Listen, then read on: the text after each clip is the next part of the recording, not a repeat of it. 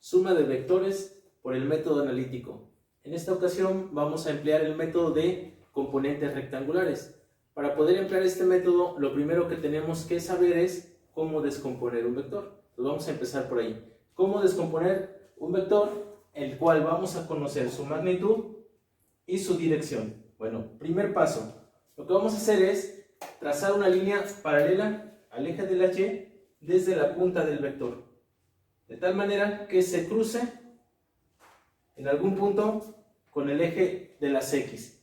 Trazamos esa línea desde el origen hasta el punto donde se intersectó y ahí nos va a quedar nuestra componente en X, que le vamos a llamar en esta ocasión Bx. Si el vector es B, su componente sería Bx. Bien, del mismo modo vamos a trazar una línea paralela al eje X desde la punta del vector B hacia el eje Y. Notaremos que se cruza con el eje Y en algún punto. Nuevamente trazamos otra línea desde el origen hasta ese punto de intersección y ahí nos quedará nuestro vector BY, nuestra componente Y. Estas dos, Bx y By, son mis componentes rectangulares. Ahora, como es un método analítico, ya no es un método gráfico, necesitamos calcularlos. ¿Cómo calcular Bx y By? Bueno, quiero que noten que aquí se forma un triángulo rectángulo. Por lo tanto, es válido ocupar seno, coseno, tangente o teorema de Pitágoras. En esta ocasión ocuparemos seno y coseno para poder encontrar Bx y By. Para calcular Bx, simplemente vamos a multiplicar la magnitud del vector B por el coseno de su ángulo. Y para encontrar la componente Y, simplemente vamos a multiplicar la magnitud del vector B, pero por el seno del ángulo. Por ejemplo, vamos a imaginar que yo conozco la magnitud del vector B, que tiene un valor de 2 unidades y que tiene una inclinación de 50 grados. Entonces, ¿cómo encontraríamos la componente en X? Simplemente multiplicaríamos las 2 unidades por el coseno de 50 grados. ¿Cómo encontraríamos la componente Y? Simplemente multiplicaríamos las 2 unidades por el seno de 50 grados. Y así, muy fácil, descomponemos un vector en sus componentes rectangulares. Ahora, otra cosa que necesitamos conocer es lo opuesto. Si yo conozco el valor de las componentes rectangulares, ¿cómo determinar el vector B? Bueno, imagínense que nosotros conocemos estas dos, Bx y By. Conozco su valor. ¿Cómo encontrar la resultante? Bueno, empleamos el método del paralelogramo solo para identificar dónde se encuentra mi resultante. Vean, trazo una línea paralela al eje X en la punta de BY y una recta paralela al eje de la Y en la punta de Bx, de esta manera. Donde se cruzan, ahí va a estar ubicado mi vector, que en este caso sería el vector B, o le podríamos llamar BR, porque sería la resultante de estos dos vectores, de estas dos componentes.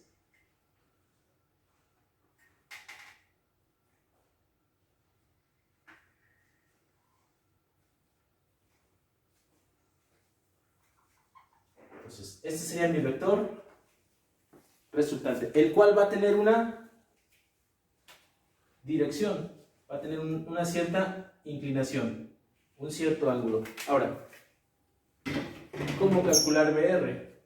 Pues como había yo mencionado, noten que aquí se forma un triángulo rectángulo. Yo conozco los dos catetos, el cateto adyacente y el cateto opuesto, que sería BY. Si quiero conocer la hipotenusa, ¿cómo calculamos BR? Fácil. BR sería la raíz cuadrada de la componente Bx al cuadrado más la componente By al cuadrado. ¿Cómo conocer el ángulo? Bueno, pues si conozco el cateto opuesto y el cateto adyacente, pues la tangente de ese ángulo va a ser igual a By sobre Bx. Entonces, de esta manera nosotros vamos a poder calcular la resultante de un vector y su ángulo de inclinación. Una vez que conocemos esto, cómo descomponer un vector y cómo encontrar la resultante a partir de dos componentes, ya podemos emplear nuestro método analítico. Veamos un ejemplo. Tenemos un sistema de vectores de 4 fuerzas. Me piden que encuentre yo la fuerza resultante, es decir, una que me haga el mismo efecto que estas 4. Bueno, lo primero que vamos a hacer es descomponer estas fuerzas, como lo vimos anteriormente, de tal modo que tengamos componentes en X y componentes en Y de cada una de ellas, con la intención de que queden colineales, sistemas de vectores colineales, los cuales se van a poder sumar o restar directamente. Es decir, voy a tener aquí fuerzas en el eje X, voy a tener fuerzas en el eje Y. Para ello me voy a apoyar en esta tabla para organizar mejor nuestros datos. Entonces, fíjense bien cómo va esto. Primero, voy a colocar aquí mis fuerzas. Voy a comenzar con la fuerza 1. La fuerza 1 tiene una magnitud de 30 newtons y tiene una dirección de 0 grados. Recuerden que los ángulos siempre se miden con respecto al eje X positivo, por lo que su dirección será de 0 grados. Continuamos con la fuerza 2. La fuerza 2 tiene una magnitud de 50 newtons y una dirección de 50 grados. Para la fuerza 3, cuya magnitud es de 60 newtons, no le voy a colocar los 45 grados. Hay que recordar que la dirección se mide siempre desde este punto, desde el eje X positivo, de tal modo que mi ángulo no será de 45 grados, sino de 135 grados, que es el suplementario de 45, por lo que aquí tendríamos que colocar 135 grados. Mi fuerza 4, cuya magnitud es de 80 newtons, tengo dos opciones para colocar su dirección. Una, manejar el ángulo en este sentido y sería positivo 270 grados, 90, 180, 270, o manejarlo en esta dirección y entonces sería negativo, sería menos 90. Cualquiera de los dos es correcto. Entonces, pues yo voy a elegir el sentido positivo en esta dirección. Entonces sería 270 grados. Eso es lo primero que hay que hacer, encontrar magnitud y dirección de cada uno de mis vectores. En este caso son vectores fuerza. Una vez que tengo magnitud y dirección, voy a encontrar las componentes de mis vectores en los ejes X y Y. Entonces le llamaré a mi componente en X de esta fuerza, la fuerza 1 en X, la fuerza 1 en Y, fuerza 2 en X, fuerza 2 en Y y así sucesivamente. ¿Cómo se calcula? Como ya lo vimos anteriormente, multiplicando para la componente en X la magnitud de la fuerza por el coseno del ángulo. Entonces habíamos dicho que era el vector, la magnitud del vector, en este caso es fuerza, por el coseno del ángulo. Mientras que la componente Y va a ser la magnitud del vector por el seno del ángulo. Y entonces vamos a ir llenando cada uno de estos espacios.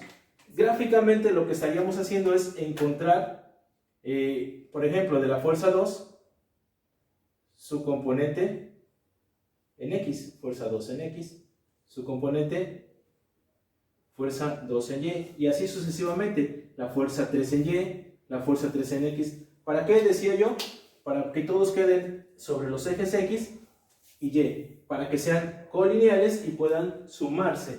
Después sumaremos todas las que estén en X y sumaremos todas las que estén en Y. ¿Por qué? Porque ya son colineales. Bien, comencemos. Si yo multiplico 30 por el coseno de 0, 30 coseno de 0, obtengo 30. En este caso, newtons. Si yo multiplico 30 por el seno de 0, pues me da 0 newtons.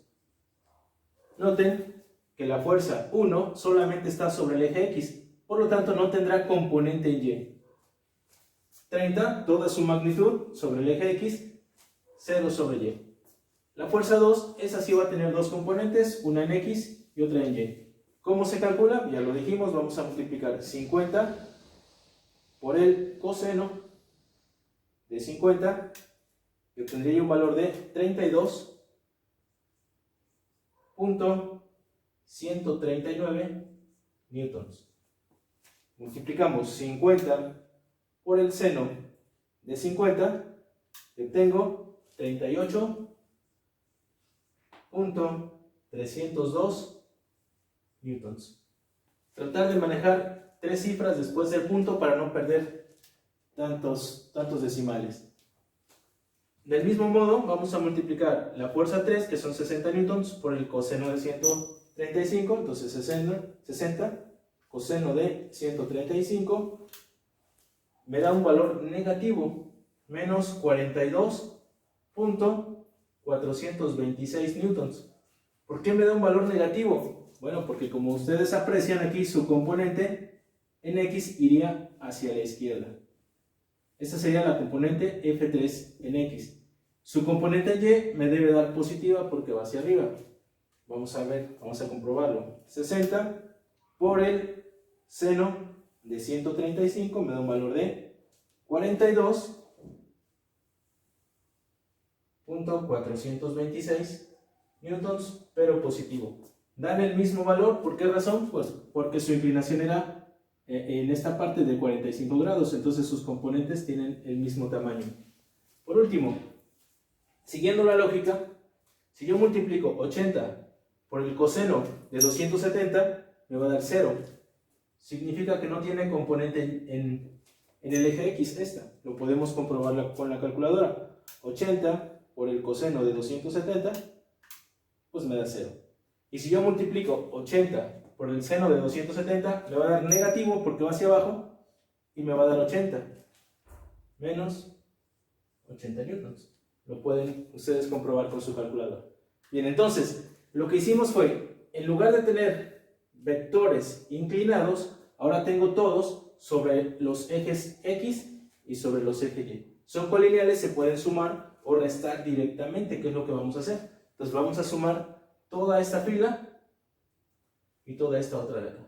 Estas dos columnas. Vamos a sumarlas para ver qué obtenemos. 30 más 32.139 menos 42.426 me da un valor positivo de 19.713 newtons. ¿Qué significa? Pues que de las componentes que están sobre el eje X, entre ellas se anulan y solamente queda una de 19.713. Positiva quiere decir que ganan los que van hacia la derecha.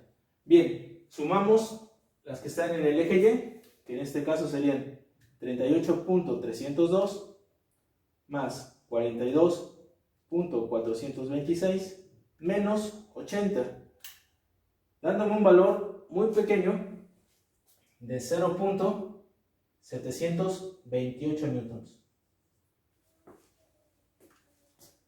También positivo. ¿Qué significa? Bueno, que las que estaban sobre el eje Y, entre ellas se anulan y solamente quedó uno muy pequeñito hacia arriba. A esta les vamos a llamar sumatoria de fuerzas en X. Entonces lo voy a anotar por acá.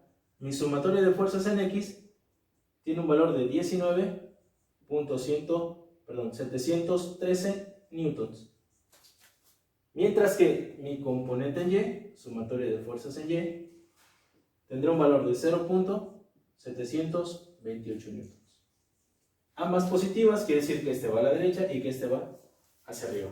Bueno, una vez que tengo esto, lo que hay que hacer es encontrar la resultante ya solo de estas dos. Es decir, estas dos me simplifican todo este diagrama. Entonces las voy a dibujar solitas ya, sin tantas fuerzas, solamente ellas dos, para poder encontrar nuestra resultante. Bien, habíamos dicho que la sumatoria de fuerzas en X nos había dado positiva, por lo tanto lo dibujamos a la derecha. Si me hubiera dado negativa, iría a la izquierda. La sumatoria de fuerzas en Y también me da positiva, la dibujo arriba. Si hubiera dado negativa, la dibujo abajo. Noten que la sumatoria de fuerzas en Y es más pequeña que la de fuerzas en X. Como no es un método gráfico, no necesito sacar escalas ni nada por el estilo. Entonces, solamente para tener una idea en dónde va a quedar mi resultante, se dibuja de esta manera. Y también recordar que estas me sustituyen todas las anteriores que tenía yo. Entonces, para ubicar mi fuerza resultante, ocupamos el método del paralelogramo, pero solo para ubicarla, vean, trazo una línea paralela al eje X en la punta de Y y una paralela al eje Y en la punta de X. Y aquí me quedará mi resultante, la que yo estaba buscando. Entonces, esas cuatro fuerzas se pueden sustituir por una sola, que está aquí. O sea, me hacen el mismo efecto que esta. Esta es mi fuerza resultante, la que me estaban pidiendo encontrar. Y esta será su inclinación, que le voy a poner en esta ocasión el ángulo alfa. ¿Ok? Bueno, ¿cómo encontrar la magnitud de mi fuerza resultante? Porque su vector tiene magnitud, dirección y sentido. Entonces, como ya habíamos dicho, aquí se forma un triángulo rectángulo, entonces puedo ocupar teorema de Pitágoras. Por lo que mi fuerza resultante será la raíz cuadrada de su componente en X al cuadrado, sumatoria de fuerzas en X al cuadrado, más su componente en Y, sumatoria de fuerzas en Y, también al cuadrado. Vamos a sustituir los valores que tenemos. Me quedará que la fuerza resultante es la raíz cuadrada de 19.713 newtons al cuadrado más 0.728 newtons también al cuadrado. En la calculadora, primero elevamos este valor al cuadrado, 19.713, le sumamos el punto 728 también al cuadrado, igual, y ya hasta lo último sacamos la raíz cuadrada, igual. Obtenemos un valor de magnitud de 19.726 newtons. Esa sería la magnitud de mi fuerza. Ahora vamos a buscar la dirección y el sentido. Para ello voy a necesitar este ángulo, el ángulo alfa. Y como recordarán, puedo ocupar la tangente porque es un triángulo rectángulo. Entonces la tangente de este ángulo, que en este caso es alfa, la tangente de alfa, será igual al cateto opuesto, la sumatoria de fuerzas en Y, sobre el cateto adyacente, la sumatoria de fuerzas en X. Siempre es Y sobre X.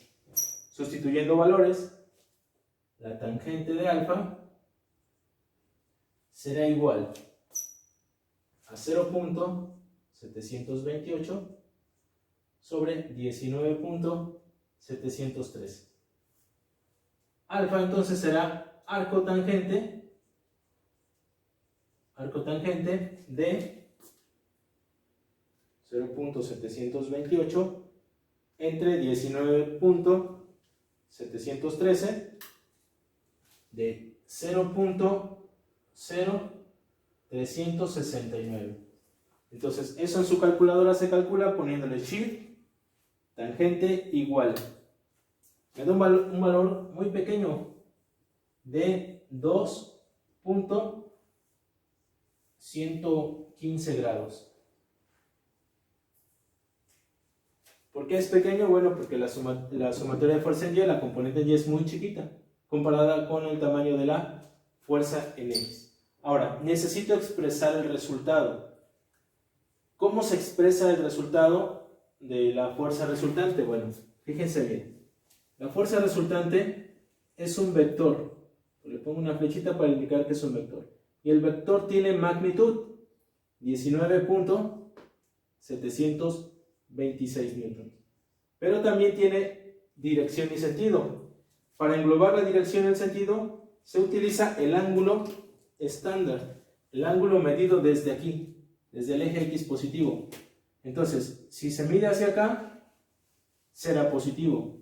Si se mide hacia abajo, será negativo. En esta ocasión vean que está hacia arriba, por lo que será positivo y será de 2.115 grados. Con esto no hace falta especificar si está en el primero, segundo, tercero o cuarto cuadrante. Si nosotros manejamos el ángulo estándar, automáticamente mediría en qué cuadrante está. Si por ejemplo la componente en X me hubiera quedado hacia la izquierda, esta alfa hubiera quedado de este lado. O sea, alfa hubiera sido esta abertura. Pero el ángulo que yo reportaría no fuera este, sino su suplementario, para medirlo siempre desde el eje X positivo.